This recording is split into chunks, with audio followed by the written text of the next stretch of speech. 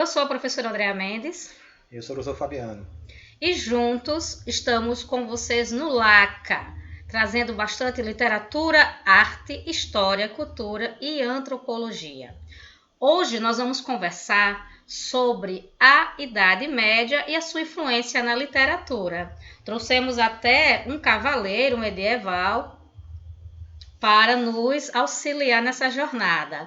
Eu vou buscá-lo. Enquanto isso, professor Fabiano. Enquanto na história, né, André vai discorrer mais sobre contexto, sobre o que está acontecendo, na literatura nós temos a figura da poesia cantada, né? Os trovadores correndo de um lado para o outro, contando suas histórias de amor, histórias de saudade, e mais para frente, alguns autores vão começar a contar a história do nosso amigo ali, né, do cavaleiro, especialmente quando vai falar sobre a parte das cruzadas, né, as novelas de cavalaria que influenciam a sua literatura até os nossos dias, de uma maneira que vocês podem até não imaginar. Exatamente. Mas antes de falarmos de cavalaria, de trovadorismo e de bardos, vamos primeiro conhecer o contexto histórico que deu origem a tudo isso, que é a Idade Média. O período medieval é uma das fases mais interessantes da história europeia e se concentra entre o século V e o século XV. O século V marca então a decadência do Império Romano, que nós conversamos na videoaula anterior, quando tratamos da Eneida, e vai até o século XV, época em que é feita uma solução para a crise que se instalou no final da Idade Média e na sua transição para a modernidade.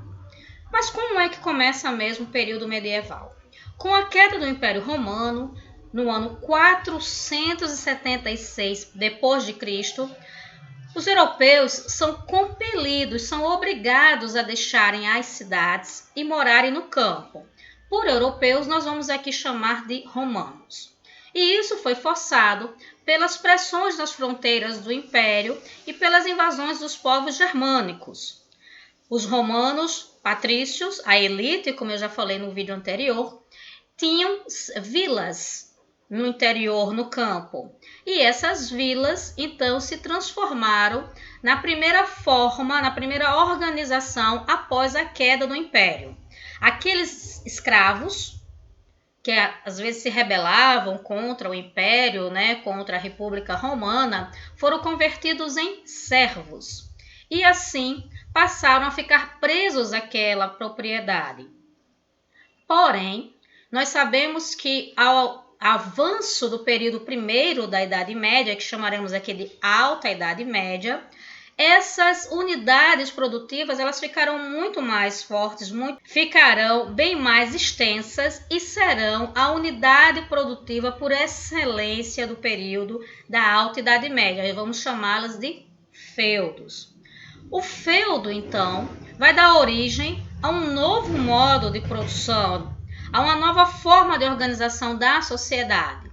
A economia, a agricultura e pecuária, né, serão os elementos principais desse setor. A sociedade vai ser dividida em 3 ordens: o clero católico, os nobres, entre eles os cavaleiros, né, e o povo, que são os servos ou vassalos. Nós vamos conversar rapidamente sobre essa diferenciação.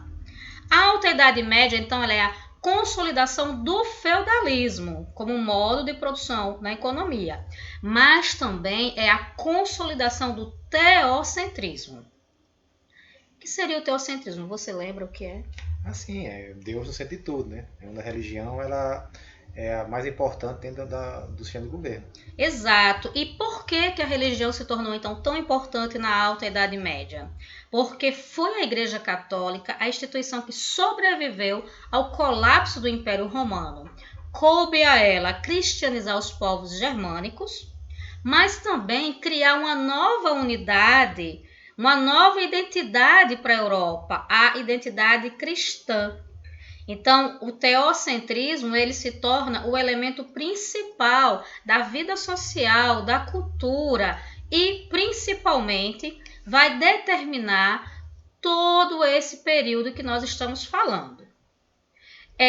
Quando falamos em religião, É importante também ressaltar que foi no período medieval que aconteceu uma das maiores expedições da história em busca da, vamos dizer, da retomada de Jerusalém.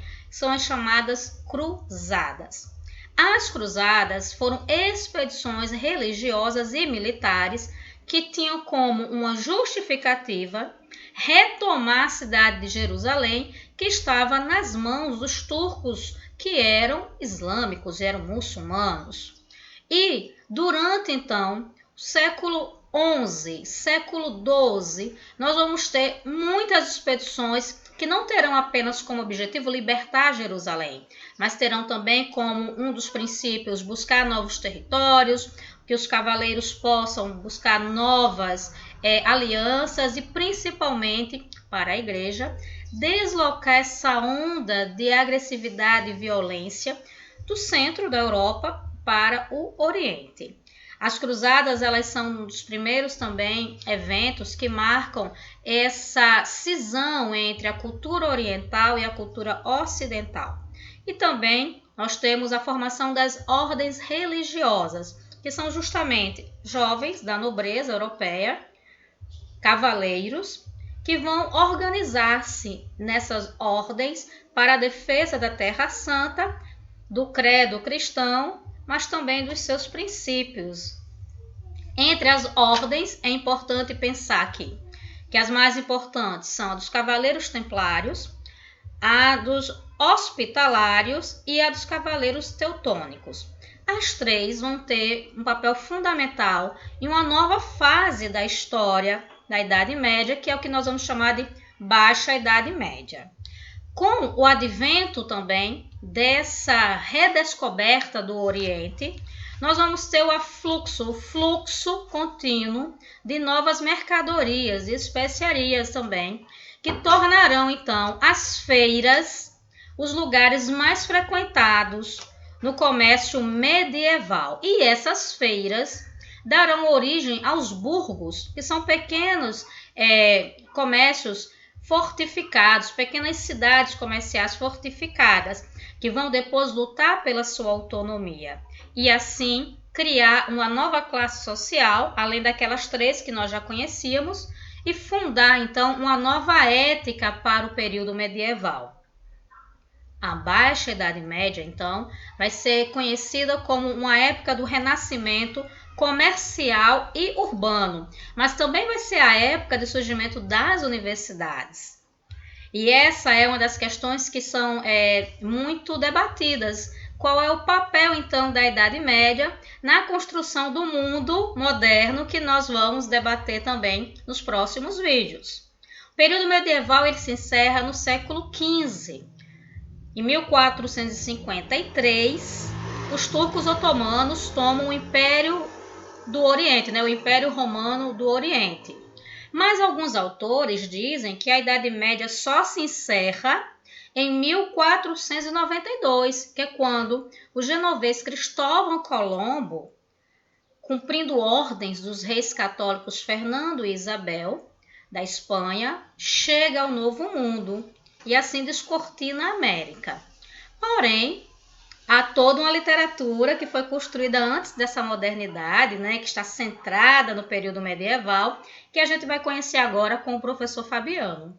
Então, vamos voltar um pouquinho mais para trás, lá para os feudos, que a Andrea falou aqui, nessa relação que era uma questão de trocas, não era isso? Então, um produtor produzia tomates, o outro produzia alface, lógico que estou aqui botando legumes aqui aleatórios, e aí se eu queria comer, se eu fazia alface, produzia alface, e queria comer salada, eu levava para a minha produção, para as feiras, e lá procurava alguém que produzia tomate e fazia a troca com ele, e aí nós dois ficávamos felizes. Só que aí tinha um pessoal que não produzia nada, um pessoalzinho que andava por aí à toa, gosta de tocar música e criar poemas, A esses pessoal, você deve conhecer como bardos na Inglaterra, como escaldes lá nos países nórdicos, e aqui nessa região de Portugal, próxima ali à França, essa região neolatina, eles eram os trovadores, Eles surgiram na região da Provença, na França, por volta do século XI, e tinham essa questão de ir nas feiras, né, fazer as trocas. Em troca de comida e abrigo, eles ofereciam diversão e música, né, tanto para o povo, né, nas feiras mesmo, quanto alguns deles promovendo essa diversão para as cortes, né, para a nobreza. Né. E aí apareceram as cantigas trovadorescas, né, que na literatura nós chamamos de trovadorismo. Né. E aí, o que nós vamos ter como característica dessa arte literária, né? Dessa arte medieval? Sim. Primeira coisa, o povo ainda não tinha a tradição de letras. Né? Tinha o clero que sabia ler e escrever, alguns nobres, mas o povão não tinha, inclusive os trovadores. Tá? E aí, pessoal, são as trovas, né, ou as cantigas, né, como você quiser chamar, elas têm como característica a simplicidade da sua construção. Porque o trovador tem que decorar aquilo ali, tá? Para tocar, para declamar nas feiras. Então, são tudo peças simples, né, de uma métrica bem característica, os versos com 5 ou 7 sílabas poéticas, que vocês vão lembrar que se chama redondilha. Sabia que era uma redondilha? Eu não sabia, vou confessar logo, né? Eu não sabia. Normal. Os de 5 sílabas poéticas são as redondilhas menores e os de 7 sílabas as redondilhas maiores. Né? E essas cantigas, elas tinham uma temática muito particular, referente justamente ao período histórico que nós estamos passando. Né? Então nós temos, em primeiro lugar, as cantigas chamadas cantigas de amor, né? Onde o eu lírico, né, o trovador, né, se colocava como um homem apaixonado, só que era um amor impossível, pela questão das classes sociais. Sim, das ordens, né? Exato. Já que o trovador ele era um homem do povo e a dama por quem ele se apaixonava era sempre uma dama da corte. Tá? Então ele se colocava como seu vassalo, o que nós vamos chamar de vassalagem amorosa, e a senhora era sua suzerana. Então tudo que ela quisesse ele faria, né? Mas sofria de amores porque não podia dar mais a ela e ela não podia dar mais a ele. Né? São essas cantigas que eles apresentavam sempre para os nobres, para a corte, né? Porque ali é aquela coisa, né? Vamos dar aquele elogio para a dama da corte para que os favores da corte cheguem para mim também. Né? Chega um tempinho mais de casa, ficar um tempinho mais se apresentando por aqui e ter um pouquinho mais de luxo. Vocês podem pensar que é brincadeira, mas era assim que acontecia. Era uma troca.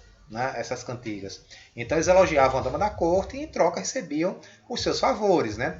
E aí eram versos mais caprichados. Então as cantigas de amor elas vão usar as redondilhas maiores, os versos com 7 sílabas poéticas. Né? Sim, uma coisa importante para vocês lembrarem sobre as cantigas trovadorescas. É aí que surge o refrão. Né? Aí vindo aqui para a atualidade, para o nosso Nordeste, aqui eu sei que aqui nós estamos falando do Brasil todo, mas no Nordeste nós temos a literatura de cordel.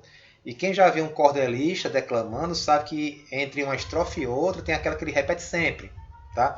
Então aquele refrãozinho ali é para ajudar ele a lembrar do que vem pela frente. Tá? Então nas trovas tem o mesmo papel.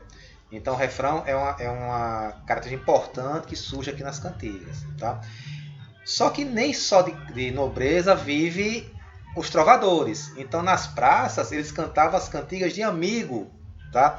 E aí a temática... E aí amigo, pessoal, eu gosto muito de falar para os alunos, não é um amigo de amizade, tá? É um amigo que está amigado. Tá legal? Eles não têm uma palavra no português arcaico para namoro ou para noivado. Tá? Então, ou você estava casado ou você era amigo. Tá? Então, eu imagino as confusões que isso aí podia dar nas conversas entre as pessoas. Mas as cantigas de amigo, elas são aquelas que vão ter uma temática saudosa.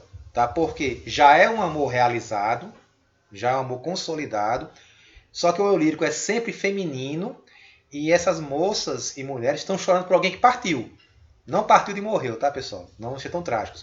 Partiu em uma grande navegação. Sim. Ou partiu para uma cruzada. Tá? A gente sabe que os nobres eram os cavaleiros que aparecem, mas a bucha de canhão eram os camponeses que iam para frente sem armadura, sem nenhuma proteção, sendo um forcadozinho contra os soldados otomanos que estavam armados com sabres, com cimitarras e tudo mais, né?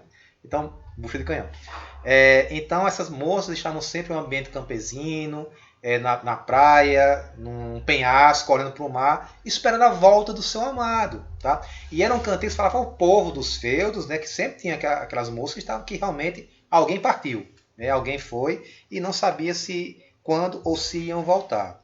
Como eram cantigas mais voltadas para o povão, para a população, essas tinham uma estrutura ainda mais simples, tá? E iam usar a redondilha menor, os versos com 5 sílabas poéticas, que ficava mais fácil para todos decorar. Então, o trovador, eles tinham essa ampla gama no seu arsenal de cantigas, mas não parou por aí, né?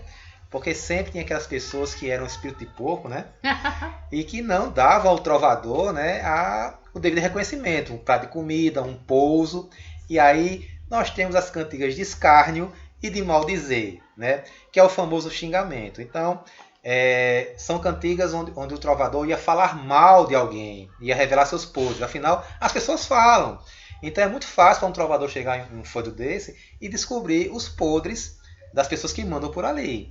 E aí iam para as tavernas, iam para as feiras e cantavam essas cantigas, né, revelando para todo mundo o que ele tinha descoberto, porque aquela pessoa não reconheceu o seu talento. E é interessante essa, né, sua fala, porque a gente pode trazer mais uma vez para os dias atuais e para pensar nas disputas de repentistas que nós temos, muito Exato. comum, né, nas feiras nordestinas. Eu mesma assisti uma dessas disputas na cidade de Paracuru, no Ceará, e são xingamentos, né? São versos dentro do cordel que vão xingando a família, né, o outro, até terminar essa história, a plateia decidir quem venceu. Então, ainda temos essa herança muito forte no Nordeste, principalmente dentro da cultura cordelista. E aí, só para dar o detalhe dessas duas cantigas, elas se dividem em escárnio e maldizer. A única diferença entre elas é que as cantigas de escárnio não revelam o nome da pessoa que está sendo devidamente elogiada, né? Enquanto as cantigas de maldizer, elas chutam mesmo a porta e falam de quem eles estão falando. Tá? E um detalhe sobre revelar a identidade é que as cantigas de amor, né, voltando para as mais sérias, o trovador, por uma questão de cavalheirismo, né, de nobreza, ele não revelava o nome da dama de quem ele estava elogiando. Mas a literatura não parou por aqui, porque nós temos as cruzadas. Sim. Né? E aí é nesse período que começa aqui na Idade Média e vai se alongando até o Renascimento, que surgem as chamadas novelas de cavalaria. Né? São narrativas, né, de forma poética, não são versos, mas são escritos de maneira que lembra a poesia, que vão narrar os grandes feitos dos cavaleiros. Né? Em uma primeira fase, as novelas de cavalaria vão contar os feitos dos cavaleiros com as ordens, como a Andrea falou, os teutônicos, os templários, os hospitalários. Então, seus feitos durante as cruzadas, né, para retomar a Terra Santa. Então, essas narrativas faziam sucesso na Europa. Só que em um dado momento, os cavaleiros começaram a retornar para casa. Sim. Né? E aí surgiu nas novelas de cavalaria o estilo de mostrar as histórias dos cavaleiros andantes. Né? Os cavaleiros que vestiam armadura brilhante, empunham suas armas e saíam em nome de Deus e em nome do rei, né, para fazer o bem, defender o fraco, salvar o oprimido, né, que era o código de cavalaria que todos seguiam. Tá? E aí surgem os grandes heróis da cavalaria na literatura. Rei Arthur, né, Lancelot, Gawain, que embora nós estamos acostumados a ver todo mundo junto na tábua redonda, eles têm suas histórias nas novelas de maneira mais separada. Os seus feitos são contados separados até que se juntam na demanda do Santo Grau, né, por Arthur, né? Isso. O próprio Ivan Oé, e entre outros. Então, esse tipo de história é o renascimento, né, embora na Idade Média ainda, mas é o renascimento do herói. Sim. Nós tivemos o herói grego, nós tivemos o herói romano Enéas, né, assunto do nosso último vídeo, e aqui surge o cavaleiro como um grande herói, como aquele que vai de fato salvar o mundo do mal. Tá? E aí, pessoal, é aquela história que nós conhecemos. O herói sai, vai resgatar a princesa, luta com o vilão, representa o mal, né, o cavaleiro negro. Né, o cavaleiro negro, ele veste negro porque ele quebrou o código de cavalaria, não é porque ele é mau, só por ser mau. Não. Vestir o negro era uma quebra do código. Então você podia ter um cavaleiro negro que não fosse mau. Exemplo na literatura, Ivan Oé. Ivanhoé, ele volta da cruzada vestido negro, porque ele fez um ato que na cabeça dele quebrava o código de cavalaria, mas ele é o grande protagonista, tanto que ele vai lá se juntar com outro grande personagem do período, que é Robin Hood. Você não sabia disso? Eu não sabia, é verdade, né? Então, vamos falar sobre Robin Hood? Não vamos falar sobre Robin Hood ainda, mas para mostrar que o vestir o negro nem sempre era questão do mal, era questão de você ter cara do código. Mas nas histórias dos Cavaleiros Andantes, nós enfrentava um grande vilão para salvar a princesa, para salvar o reino, em nome de Deus ou do que fosse. Como isso influencia a nossa história até hoje? Se você pensar numa certa história moderna, onde você tem um rapazote que mora em um planeta distante, e ele é convocado por um cavaleiro que usa um sabre de luz, que o ensina a lutar, e ele parte em uma jornada onde ele aprende a manejar essa arma medieval para salvar a princesa de um cavaleiro negro. Qualquer semelhança com Star Wars não é mera coincidência. Star Wars, não a série como um todo, tá? Pessoas do meu agrado.